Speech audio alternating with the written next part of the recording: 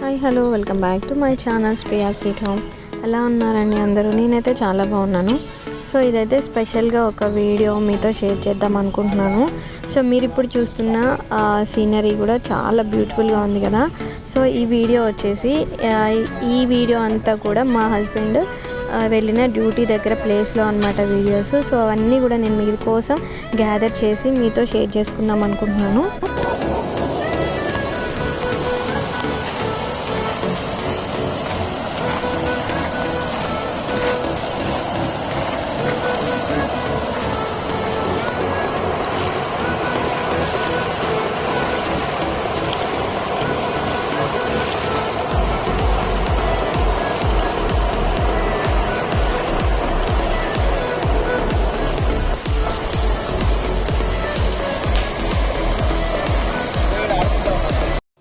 So ఇది వచ్చేసి Motugudem water falls అనమాట. మా హస్బెండ్ వాళ్ళు వర్కింగ్ చేసే ప్లేస్కి దగ్గరలో వాటర్ ఫాల్స్ ఉన్నాయంటే వెళ్ళి అక్కడ ఒక క్లిప్స్ అన్నీ కూడా తీసుకొచ్చారు.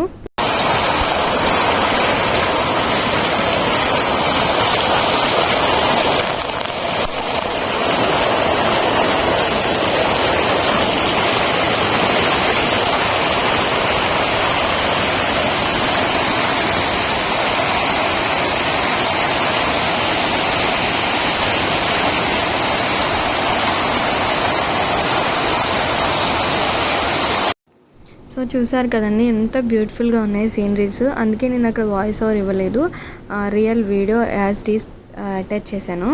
సో వీటి గురించి నేను చెప్పే కంటే మా హస్బెండ్ చెప్తే చాలా బాగుంటుందేమో అనిపించింది నాకు.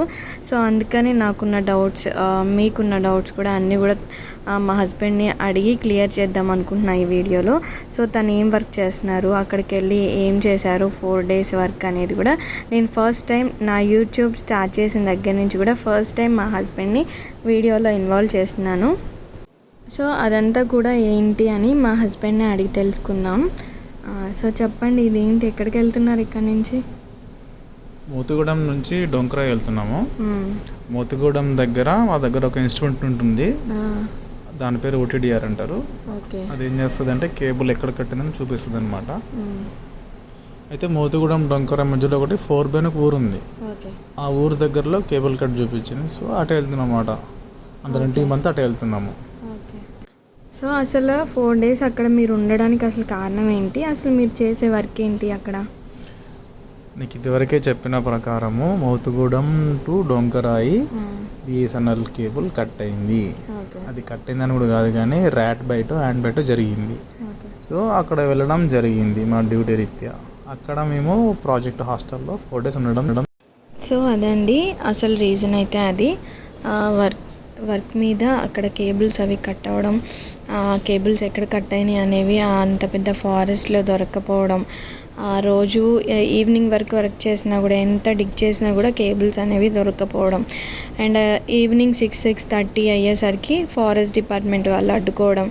అక్కడ ఎలుగుబంట్లు, నక్కలు, ఇంకా చాలా అన్ని అడవి జంతువులు అన్నీ బయటికి వస్తాయి కాబట్టి సో మీరు అక్కడ వర్క్ చేయడం అనేది సేఫ్ కాదండి అని చెప్పి ఫారెస్ట్ డిపార్ట్మెంట్ వాళ్ళేమో 6 వరకే వర్క్ చేయించడం, ఆ తర్వాత వద్దు అని చెప్పి అడ్డుపడడం వల్ల రోజు డిలే అయ్యి అట్లా 4 days అక్కడ వర్క్ పరంగా అక్కడ ఉండిపోవాల్సి వచ్చింది.